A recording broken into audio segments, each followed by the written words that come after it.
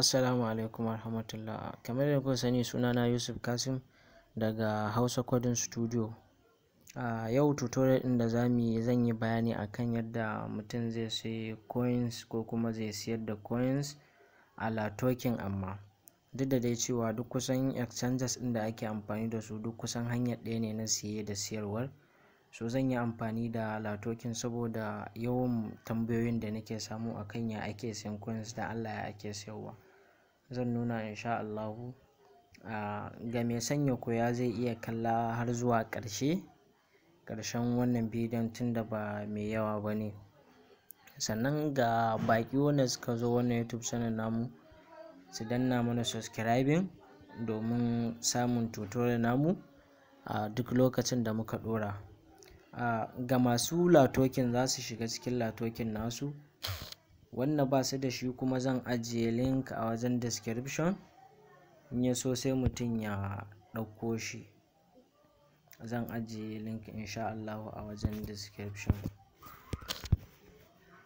So farko idan ka zo ka shiga cikin Latoken naka, ga shi kenan.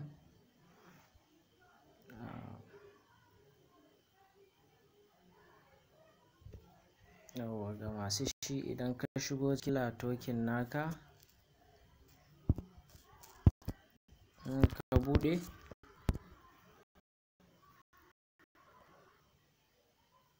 yawwa,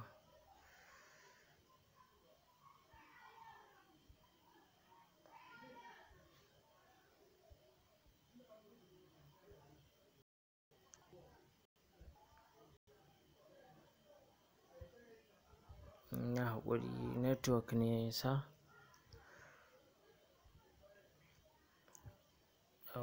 For instance,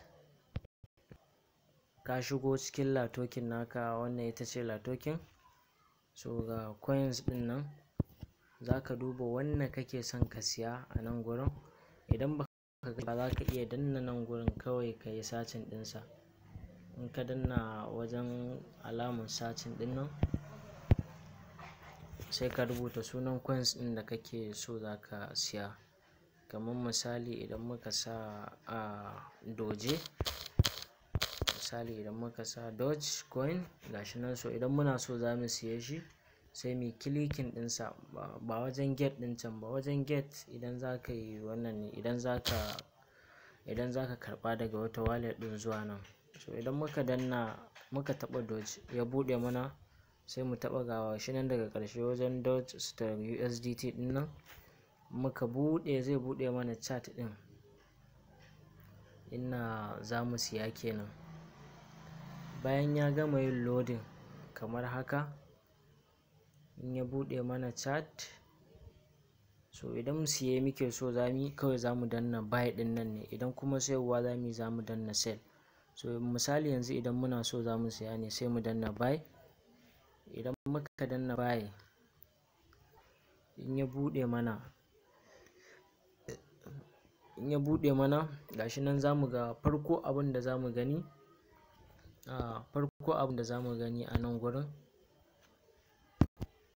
Farko abin da za mu gani gashi, za mu ga price na USDT, price ɗin doge. Yanzu price ɗinsa da yake nuna mana a kasuwa shine 0.54933. Duk guda ɗaya yana matsayin USDT 0.549 kenan. So kamar misali idan muna so za mu sayi coins doge ɗin ko doge, idan muna so za mu siye shi, so ga amount nan gurin, ga amount nan, adadin doge ɗin da muke so za mu siya. Za mu iya sawa manually, za kuma mu iya sawa ba manually ba. Kamar misali idan ba manually za mu taɓa nan gurin ne. Muka taɓa, sai mu rubuta adadin yawan wanda muke so za mu siya. Kun gane? Idan kuma manually ne, kamar misali kana da USDT guda 100, you have 100 USDT in your wallet. To misali kana so ka sai 25% na wannan kuɗin naka, sai ka danna 25%.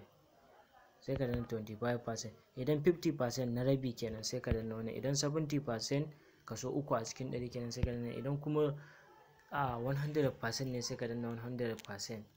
Bayan ka sa hakan kawai sai ka danna buy. Da ka danna buy automatically zai ma placing din order. In ka janyo kasa nan gashi nan duk order ne da na siya kuma na siyar. Nan gurin duk order ne da na siya kuma na siyar. Nan gurin kun gansu duk order ne da na siya kuma na siyar. So haka ake idan zaka sai coins. So haka zalika ma idan siyar da coins din zaka yi, idan siyarwa zaka yi kawai zaka danna sell ne. Idan ka danna sell in ya bude maka, bai ya bude mana magani. Idan ya bude yawwa, so yanzu inda ake sayar da price din doge yake gashi nan 0.54 ne price ɗinsa a kasuwa. So idan muna so za shi ma normal ne za mu iya sa manually, sannan kuma za mu iya sa 25% ko 50 kamar yadda muku bayani a wajen buy.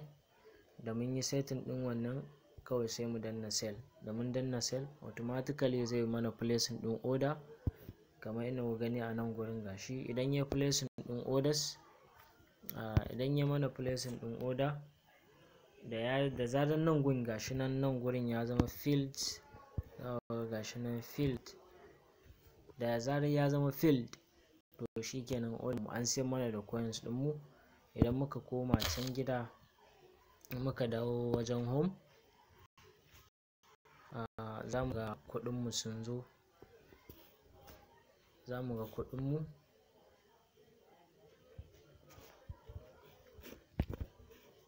Misali idan muka dawo home, so za mu ga kuɗin mu a nan gurin. Idan siyarwa muka yi za mu ga kuɗin mu a nan gurin. Idan kuma siye muka yi za mu ga kuɗin namu sun ragu, sannan coins ɗin da muka siya shi ma ya bayyana around nan gurin, ya bayyana a irin nan gurin. To wannan shine inda ake siyan coins insha Allahu. Allah ya taimaka, Allah ya bada sa'a. Ga wanda suka ji daɗi kuma ba su taɓa zuwa YouTube channel namu ba sai su danna mana subscribe, su danna ƙararrawa domin samun tutorial namu akai-akai.